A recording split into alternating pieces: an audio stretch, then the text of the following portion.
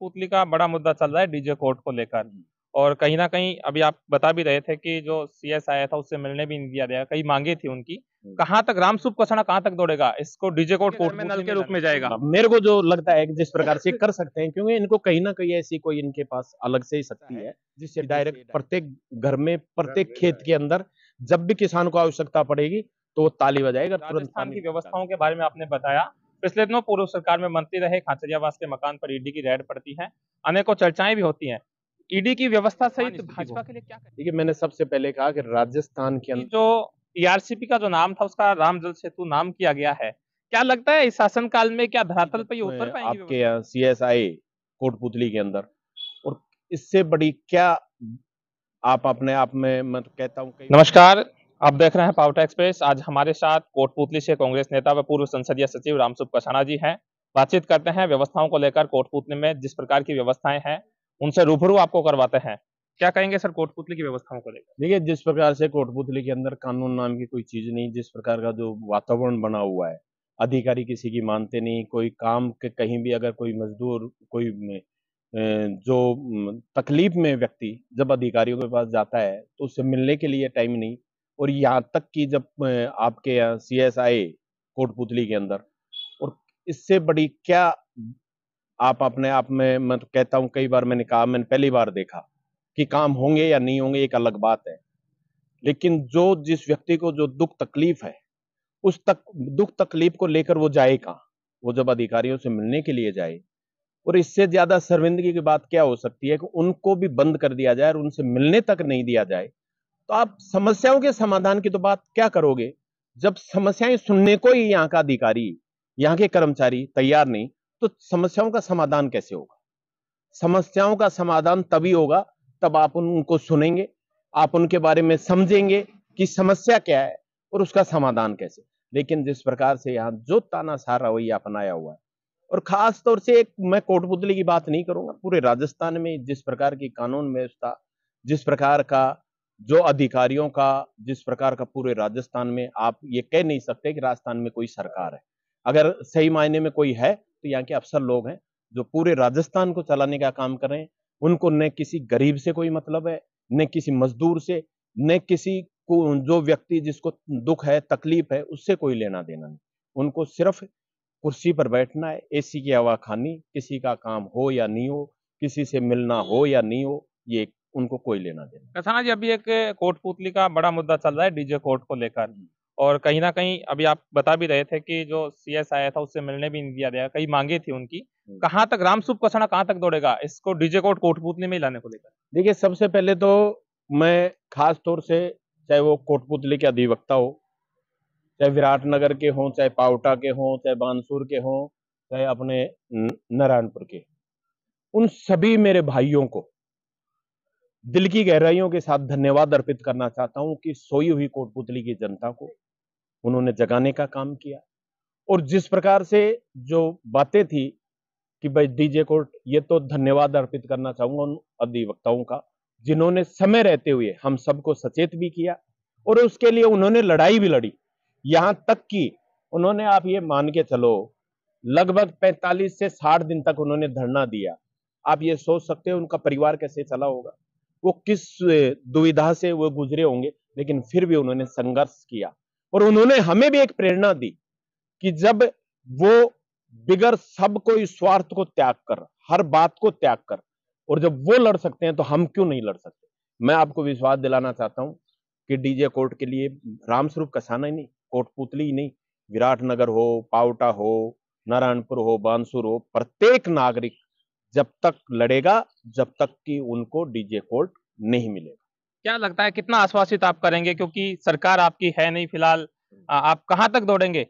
मैं ये कह सबसे पहले तो मैं आपको ये बताना चाहूंगा कि हमारे जो कोटपुतली से विधायक हंसराज जी पटेल, विराटनगर से कुलदीप जी धनकर, बानसूर से देवी सिंह जी, उन्होंने एक विश्वास दिलाया आमजन को कि आप सबको हम विश्वास दिलाते हैं।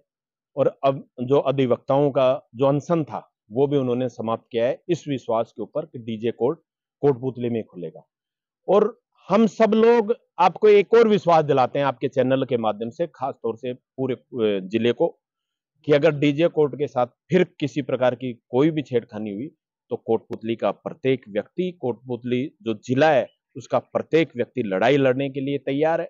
और जो अंधी बहरी गूंगी सरकार है उसको जगाने के लिए दिन रात हम लोग मेहनत करेंगे और उसको तब तक जगाते रहेंगे जब तक कि वो सही मायने में नींद से जग नहीं जाए।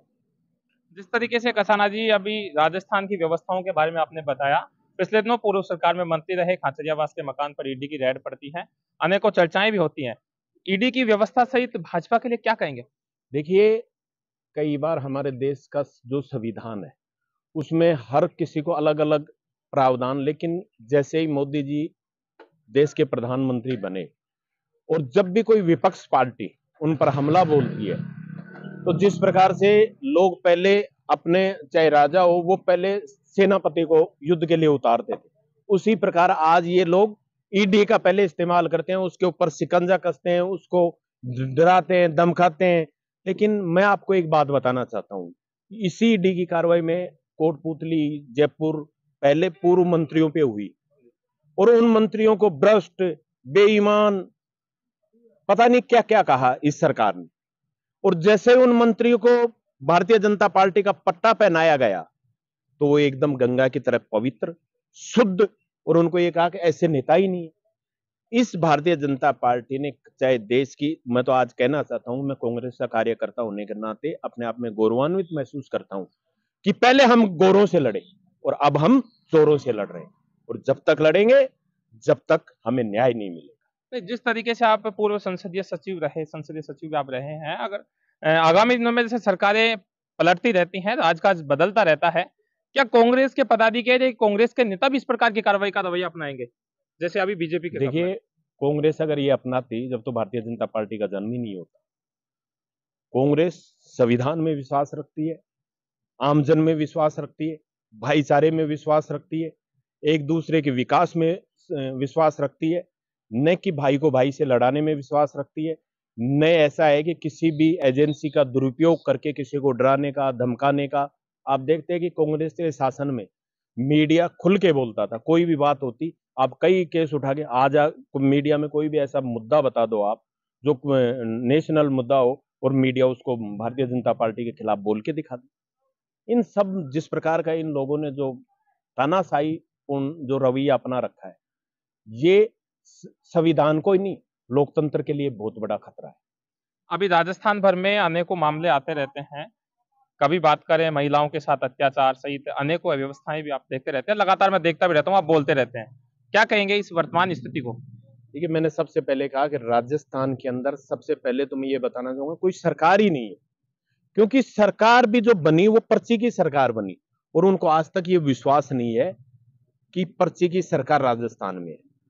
और अफसरों ने जिस प्रकार का जो रवैया अपना रखा है, आप ये देखिए, कहीं भी चले जाओ पूरे राजस्थान में, आपको सिर्फ थोती घोषणाओं के अलावा धरातल पर एक भी काम नहीं मिलेगा। आप कहीं भी चले, कैसे भी चले जाओ, आपको काम चलता हुआ नजर नहीं आएगा। हाँ, ये जरूर है कि जुमलेबाजी, हम अपने यहाँ बता रहे थे कि अभी हम पानी डालेंगे बांध के अंदर। हमारे भी कोटपुतली के अंदर 2 बांध थे, आपके यहाँ 3 बांध थे, विराटनगर के अंदर। पानी डालने की तो बात छोड़ो, एक पाइप भी डला के आप तक, ये सिर्फ घोषणा कर सकते हैं। किसान के लिए आप ये बताओ कि जैसे फसल कटी उसके बाद में उनको सरसों खरीदने के, लेकिन सरसों कब से खरीद रहे हैं, किस रूप में खरीद रहे हैं, डेली की तुलाई क्या हो रही है?